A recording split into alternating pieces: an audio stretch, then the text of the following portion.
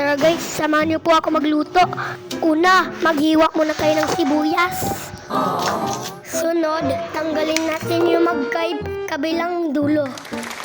Next naman po, tanggalin muna natin yung balat. Siyempre, nandito na po si Chef KJ. At chinak ko na dyan yung sibuyas. Isunod natin ang kikiam. Sunod, magbalat tayo ng karot.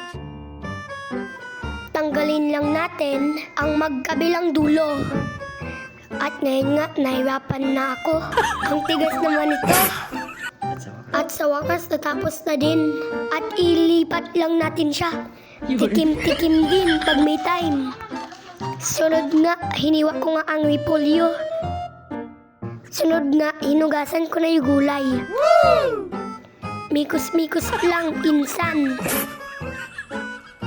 Pagkatapos, kinuha ko na dyan yung upuan. Ilagay lang natin siya dito. Gagawain ko siyang tungtungan. Dahil hindi ko abot ang kalan namin. Dito nga, ipiprepare ko nga yung kawali. Wow!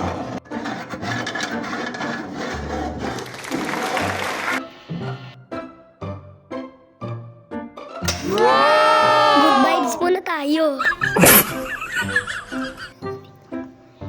At dyan nga, nilagay ko na dyan yung mantika. At natatakot pa nga ako dyan. Una, nilagay muna natin yung sibuyas bago bawang. Sunod, ang oyster sauce. Mikos-mikos ulit, pinsan. Sunod, maglagay tayo ng tubig. Mga isang baldi lang naman. Pagkulo, maglagay tayo ng chicken cubes. Nor, baka naman. Hindi to sponsor, ha? Oh no!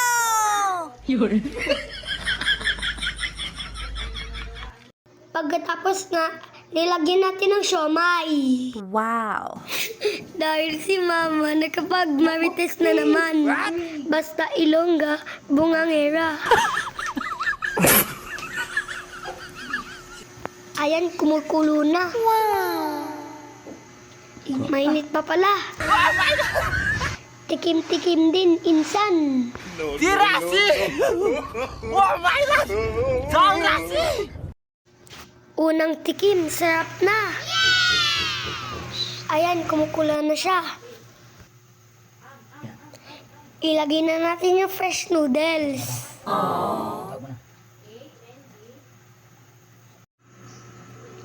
Isunod na natin yung mga gulay.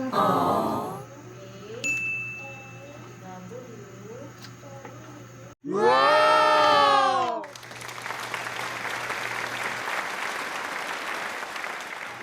Mikos-mikos ulit mga insan. Ngayon ay itikman na natin.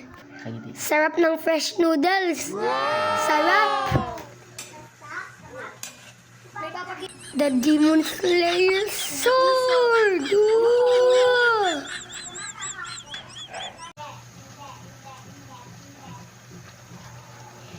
Ayun nga, itikman natin kung pasado na. What?